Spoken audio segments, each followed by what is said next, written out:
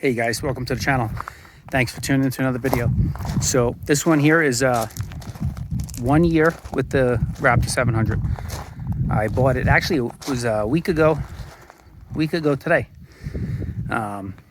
So I've had it for a drop over a year. Machine's been awesome, absolutely love it. And just gave it a quick bath here. And I'm gonna pull it in the garage. We'll give it a good walk around. And we'll talk about the things I like about it, and if there's anything I don't like about it after having it for a year. And then a kind of a review of all the mods I've done so far.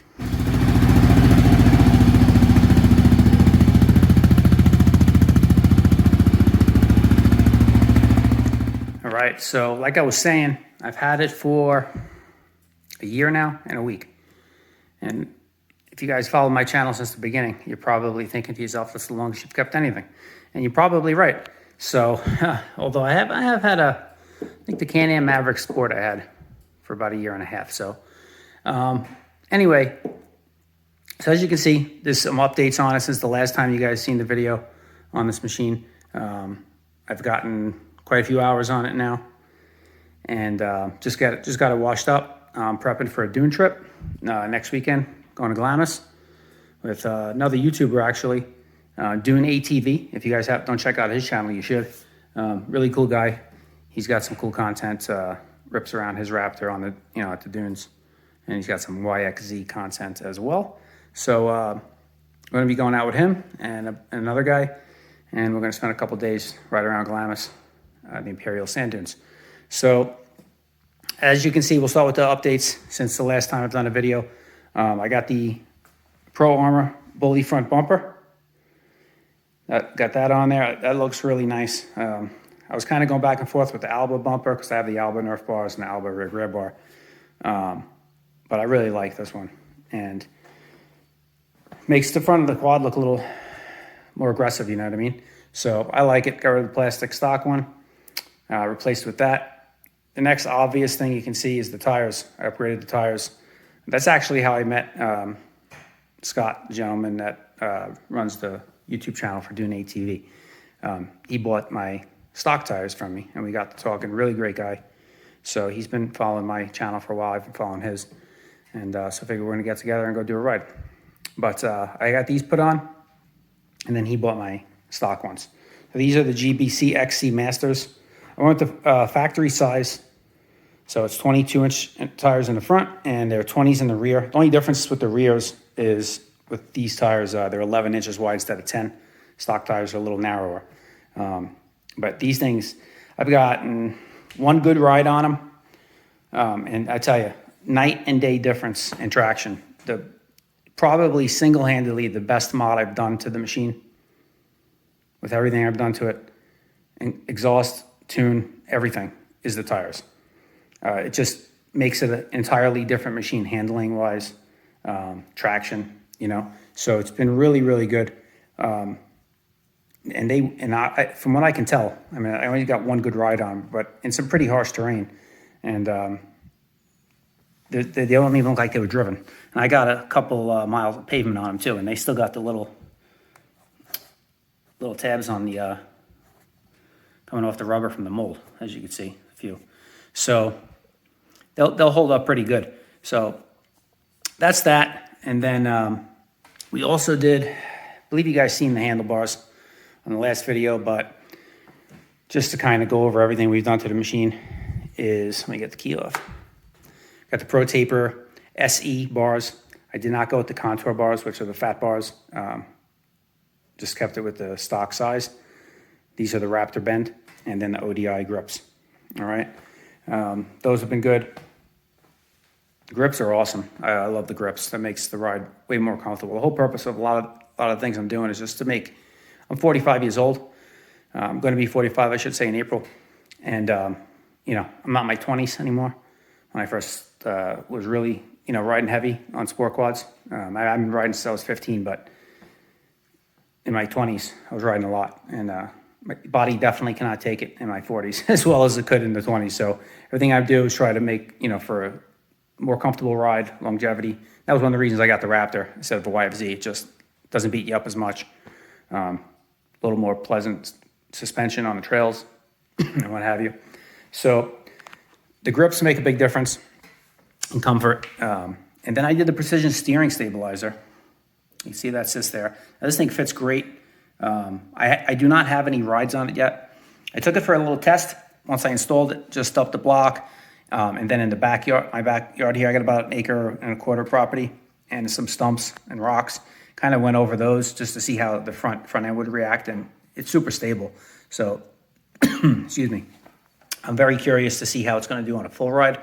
And then what I'll do is I'll do a little video on my thoughts on it and how much of a difference it actually made after this next dune trip, because that will be a telltale sign, because there's a lot of areas when you go to the dunes where people camp, and when you're coming out of there, or the well-ridden areas where it gets a little rutted from the side-by-sides or driven over much, you don't get a good windy day to smooth it out, and it's very choppy, so it'll really jostle the handlebars around in your hand, you know. So I'm curious to see how much of a difference this will make with that type in those type of situations. So I'll report back. I'll do a little video and you know, let you guys know what my thoughts on that is after I get a ride on it next weekend. But and then, as you guys know, if you haven't caught my previous videos, go check them out too. I kind of go over in more detail some of the mods I did, but I'm kind of summarizing now. I have the Glann Innovations belly pan. That thing is awesome. You can see if I get low enough here.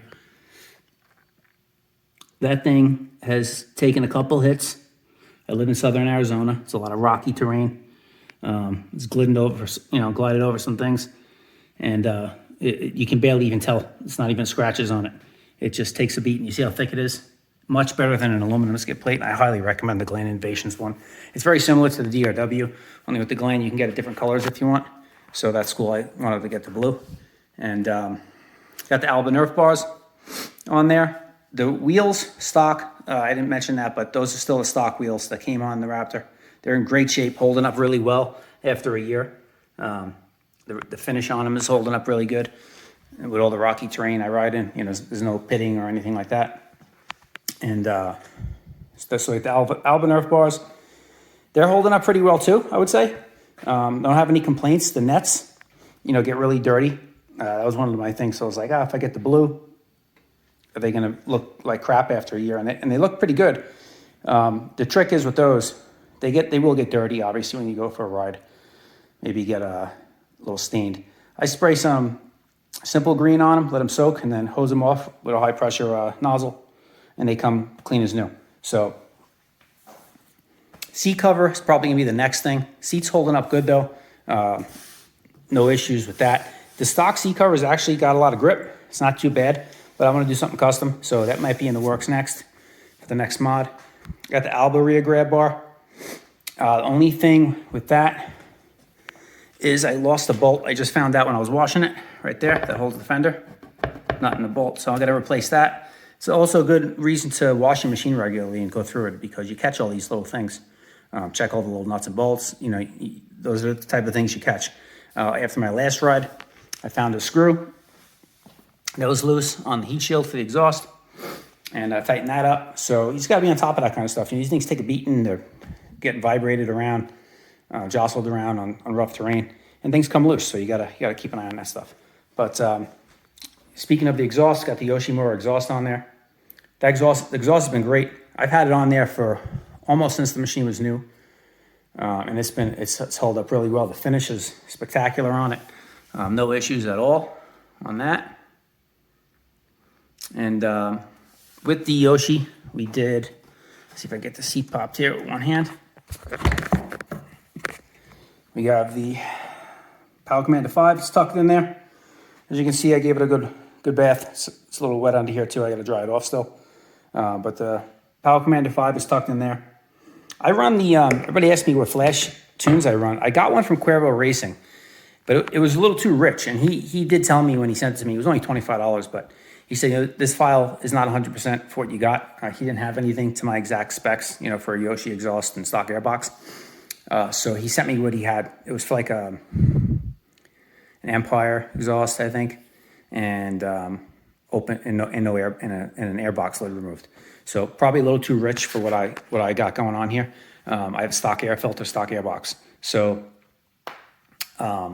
what I did was I ran the Dyno Jet tune. Their tune runs great. Starts right up. No hesitations. Nothing. Runs really, really well. I just changed the spark plug about a month ago, and it was burning nice. Not too lean, not too rich. So that tune's working well for what I got. If I do an air intake, well, obviously, you know, they have a tune for that as well. But maybe then we'll try the Cuervo Racing tune again and see if that's being as rich as it was. We'll run a little better with the air intake. But there's one mod I did do originally, which I have to say, everything I've done, I recommend everything. I would stand behind all of the mods I've done so far, and I would buy them all again. They've all worked out really well. They've all held up nice. One thing that has not was I had a Kemimoto rear swing arm skid plate. And as you can see, I have the stock one back on there now, the black plastic one. And that Kemimoto one, I don't know if I got a dud. I know some people say they have good luck with it. I did not. I will not be buying another one. So I can't recommend it. You know, if you're in the market for one, I know they're cheap. That's why I got one at the time. But it took one good, not even a big hit. I mean, it's a rock skid off the bottom.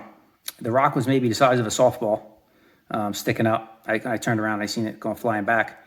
And it wasn't a hard hit. Didn't bang jostle the quad around or you know, pop the S end up or anything. And I got back, and that thing was bent up. The weld was broke right here on the Kemimoto. They have like gussets, and it's welded, and it's aluminum, obviously. And the weld was broke. It was snapped. And then this thing was all bent up. I had to pry it away from the rotor to give it more clearance. So I got rid of that thing, put the stock one back on there. Haven't had any issues. I'm going to replace that with something else. I'm not 100% certain what I'm going to do yet there. But that stock one's been good for me so far. And so let's see how many hours I got on this thing now. I put the hour meter on it with probably about 10, 12 hours on the machine already.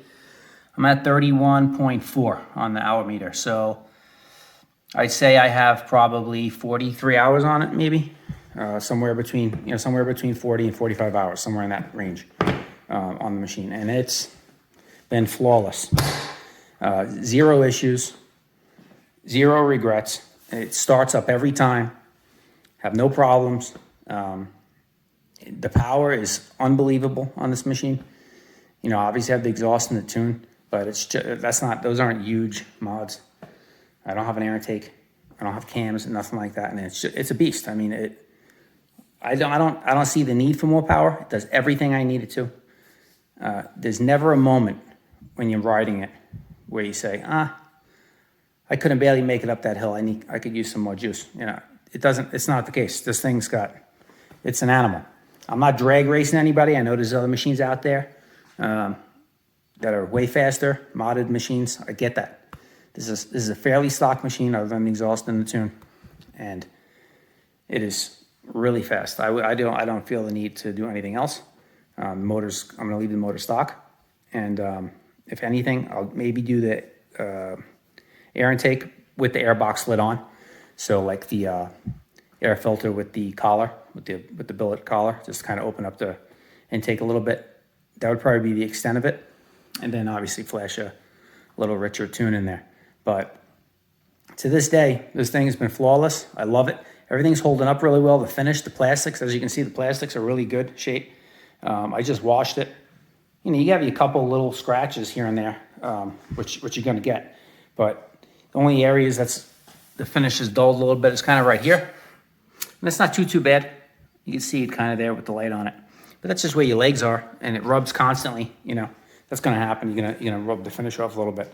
What I do is after I wash it, now it's washed nice and clean, I'll take some ceramic detail spray down the whole machine, wipe it down. It makes it so much easier to wash it the next time, even underneath the fenders. I'll spray underneath there with the ceramic detail spray and wipe them down, give them a coat. And this way when you go to clean it next time, dirt comes off faster. It protects the plastics. It's got some UV protectants in there so they don't fade. Keeps it in good shape. And so far all I've done is oil changes, change the spark plug. I adjusted the chain. After after the initial few hours, you know, when the machine's brand new, chain gets its initial stretch. I adjusted it. I haven't had to adjust the chain till just yesterday, actually. It was yesterday, day before yesterday I came out here, just fiddling around with a couple things. Adjusted the chain. I was checking the chain slack. And it really, I probably could have got away with not adjusting it, but, you know, it needed like a 1/4 inch adjustment. So I did that, and it's been good. I mean, everything holds up well. It's a stock chain. Everything on the machine has held up real nice. Haven't had any issues. Everything's tight. The bowl joints are tight. The shocks handle really well. That may be something I do in the future too. Like I said, everything I do to this machine is going to be to add comfort and longevity to the ride, and not beat you up. So I may send the shocks out maybe over the summer, possibly. If not this summer, maybe the following summer. But that might be something I would do. But do it during the summertime when it's really hot here in Arizona. We don't really ride that much then. It's kind of the opposite of some of you, where you're not riding in the winter. We ride more in the winter, fall, spring, summertime, you know, hit and miss just because it's so hot. So I may take the shocks off, you know, in the summer, send them out somewhere, maybe Rocket Ron's, or there's a guy up in Phoenix. The name slips my tongue, but I can't remember it off the top of my head. But and get the shocks revalved and resprung, you know, for my specific riding style and weight. So everybody says that makes a huge difference, and I'm sure it does, because I've done it with side-by-sides and it makes a big difference on those. So that may be something we do. Other than that, it's holding up really well. I don't have any big mods planned. I may change the rear grab bar to a wider one. Just helps with maneuvering around on the trailer a little bit. Give us something more to grab, like one of those ones that come out, not sticking out really far, but you see some of them where they come out a little bit. They kind of come wide. They got like handles on them. May do one like that down the road. We'll see what happens. I am going to do the seat cover. So that's something that's coming up here. That might be the next mod I do. I may order a seat cover, and then the lead time on those, unless I get one that's already made. But I'm not sure how I want the colors to be. So if I get one custom made, it's like a 7 to 10 week lead time or something they're saying. So we'll see what happens there. That's with Forworks. So probably going to go with a Forworks seat cover. If you guys have recommendations on any other companies that do nice seat covers, let me know. Forworks I know is a big one out there, and they seem really nice and good quality fit. So we're going to do that, and then maybe send the shocks out. So those will be the next things. I'm going to do a video on the stabilizer, what I think of that after the dune trip. I'll let you guys know, report back to you on that. That's the standard one, by the way. There's like the standard, and then there's the pro or premium or something like that. There's like 3 levels. That's just the standard one. But, you know, I'm not racing it. I don't need the pro one. That's basically the difference from my understanding is it's going to have less fade, kind of like your shocks fade when they get hot. The oil gets hot inside, they fade a little bit and are less reactive. Same thing with those. There's oil in there in the stabilizer. So that's the standard one. It's more than enough for me. I'm not riding for hours straight and really giving the machine a beating. You know, you take breaks in between, everything cools off. So that'll be just fine, and I'll report back to you on that one. But if anything else you guys want to know, you have any questions, leave a comment below. I love always answering all the questions. So I try to answer almost every question, unless you're gonna, you know, say something stupid, then I'll just ignore you. But I try to get back to everybody, and I gotta say everybody's been pretty great. A lot of people talk bad about the community, YouTubers, and you know, people that comment and the trolls and stuff like that. I haven't really experienced much of that. Knock on wood. I'm sure there'll be a couple that pop in, but in the future. But I've been pretty lucky. You guys have all been great, and I appreciate everybody who watches and comments on the videos and likes them and subscribes. Man, the channel's almost at 1,400 subscribers as of today. Really killing it. I mean, it's not killing it for some of you. I get it. You probably thousands and thousands of viewers. Mike Stabler just hit 100,000 viewers on his channel. You know, Pete Hager's got 100,000 subscribers. But for me, I didn't start out to be big channel, and it's not a big channel. I'm not saying I am, but to even get to 1,000, I was flabbergasted. And, you know, to now be almost at 1,400, we'll be at 2,000 before the end of summer at this rate. I'm amazed. So I thank you guys for watching. I really appreciate it. If you have any questions about the machine, anything like that, let me know. But that's pretty much wraps it up. One thing I will say is, as far as maintenance, I touched on that before, but I didn't finish. The only thing I've done so far, besides cleaning the air filter a couple times, is oil changes, regular oil changes. And that's the most important thing you do in any machine. Some people go forever and they say, why do you change it so often? Wasting money. I'd rather waste $30 on a couple quarts of oil than have my engine need to be rebuilt. You know what I mean? So a couple quarts of oil, it's like insurance. I've changed oil in this thing about 4 times since I've owned it in a year.